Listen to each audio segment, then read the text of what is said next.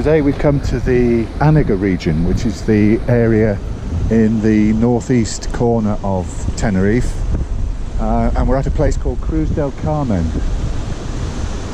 We just caught the bus from Puerto de la Cruz and then to La Laguna, and then changed at La Laguna to come up into the Anaga Rural Park to Cruz del Carmen, and we're taking the footpath right down to the coast at Punta del Hidalgo.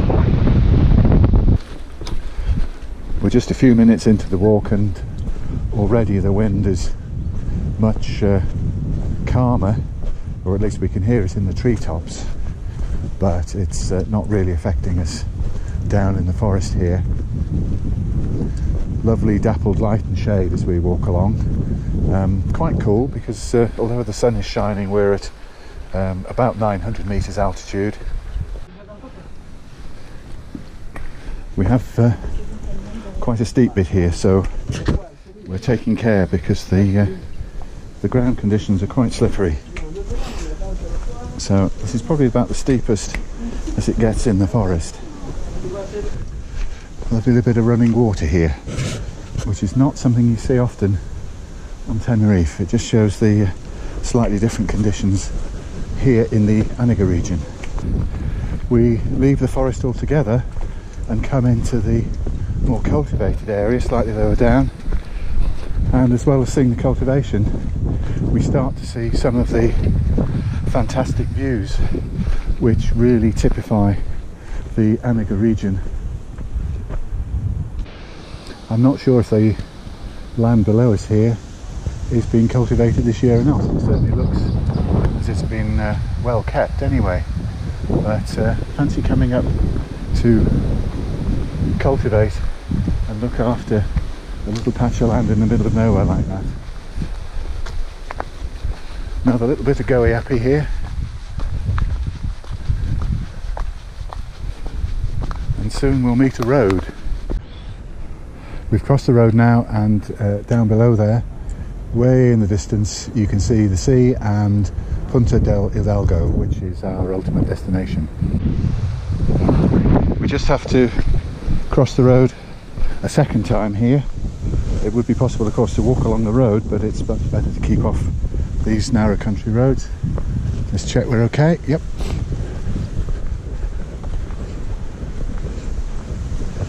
And once again we find a very nice set of stone steps and a well-marked footpath on the other side of the road, continuing towards Las Carbonaras.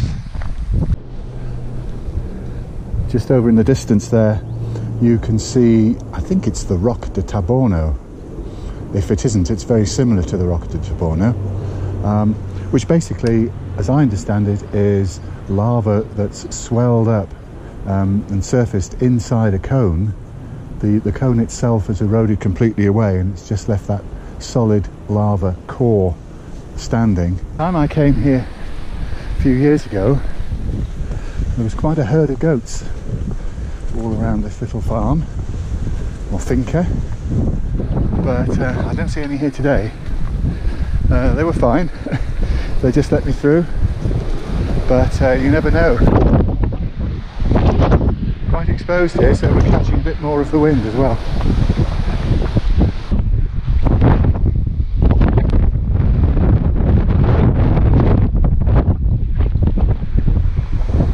That's where we're headed, Chinamada. Oh, hell yeah, look at this. Didn't see you there, guys. With some young as well. Aren't they lovely? Well, at the risk of boring you, I have to say I never tire of the scenery that you see on these Anaga region walks. I do think it's absolutely wonderful. Plus the fact that the walking is never too severe, and you've pretty well always got a path, something like this. Very well trodden, mostly firm underfoot, and there's a beautiful sight around every bend basically. So it's yet another region of Tenerife that's really worth exploring, taking your time over, doing different routes and just having fun. I mean, just look at this.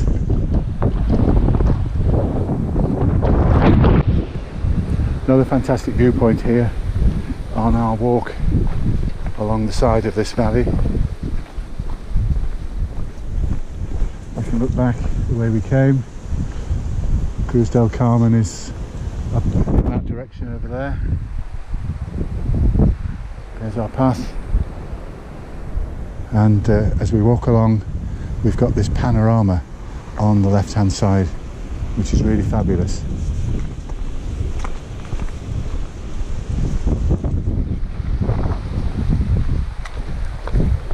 And we've also got interesting stuff on the right hand side, because we're just coming to a point here where you can see layer after layer of volcanic deposits, different colours, light and dark. So it's giving a clue to the history of this area going way back. So this is the view that you get if you live in the village of Chinamada. It's not bad, is it really? Not bad at all. Not much up here, but if you like the view, it's certainly the place to be. And it's very typical of the Anaga region. This is where we basically leave the village and start heading on down the almost cliffside path to our destination, Punta del Hidalgo. For me, the character of the walk changes here, because it becomes a bit more rugged, a bit more open. I don't think the wind's going to be too bad, but it's certainly still pretty windy in this neck of the woods, so we'll have to be careful on the path. But I've got no worries. It's wide and safe, and no one's going to get blown off today.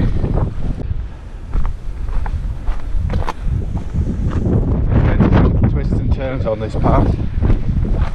Fortunately, the wind is blowing onto the cliffside and a bit behind us, so we're not feeling in any danger of being blown off.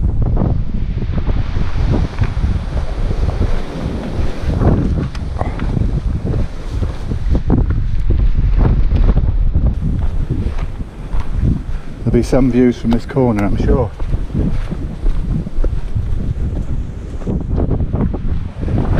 Plus there might be a bit of wind, so I'm certainly going to hold on to my cap while we come and have a look. Wow,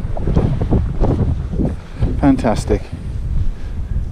There's the other side of the dike, back the way we've come from Cruz del Carmen, and looking down to Punta del Hidalgo, looking a little bit nearer now. I came on this walk one time and I saw about 3 or 4 people walking along this ridgeline here, although they had not a care in the world, and I'm thinking they're going to fall off the end if they're not careful. But I didn't really twig. They were carrying poles with them. They'd be, I don't know, maybe 8 foot, 10 foot in length. And basically what they did when they got to a certain steepness was just put the pole down ahead of them and literally just slide down the pole, and then they'd repeat the process and repeat the process.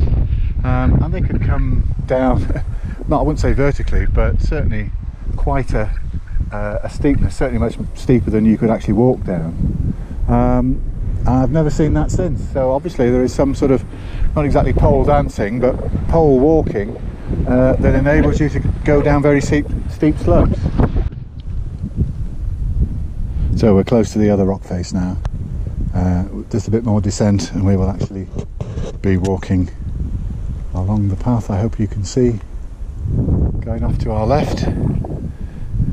And again, absolutely stunning evidence of Tenerife's volcanic past all over the place. Just come with me as we do this little section right almost under the cliff face.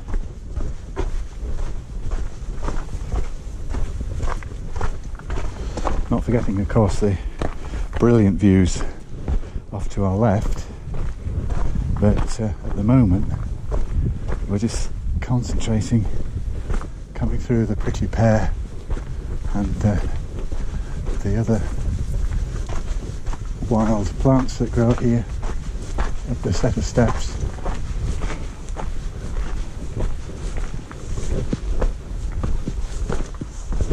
Roughly cut, but very serviceable.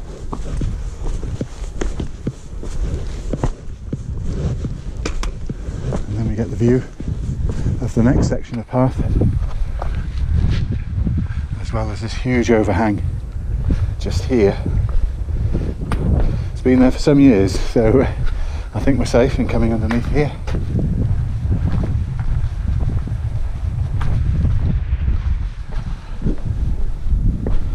And on we go.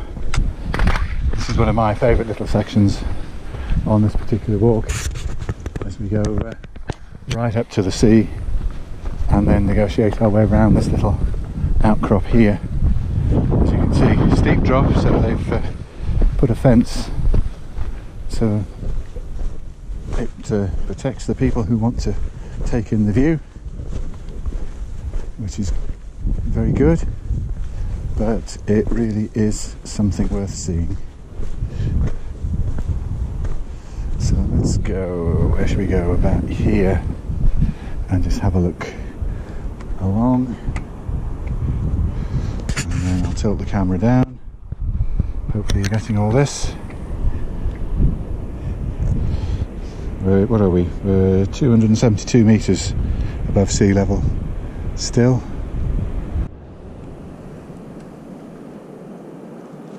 So now we're going to leave that fantastic sea view, head on a little bit further. Still fantastic views this side. Path windy as ever to get us down to where we want to go. Look at the blue in the water. Hopefully the true colour will come out in the processing. Absolutely wonderful. Really nice. Well, we've left the seaward side of that ridge now. No more seaward views, and we're pretty close to the bottom of the path in the valley and Punta del Hidalgo. The last bit is not all that interesting once you get to the edge of the town, so I'm just going to say to you, I hope you've enjoyed this one. What time is it now? It's just about 2:30. So we've been on the go, what is it, 4.5 hours we've been walking, and I hope you'll agree, we've seen some spectacular and varied scenery. It's hard to remember going back to the start of the walk in that leafy forest that we were in when you see a path like this, but it's the same walk. So as I say, I hope you've enjoyed it, and I'll see you on the next one.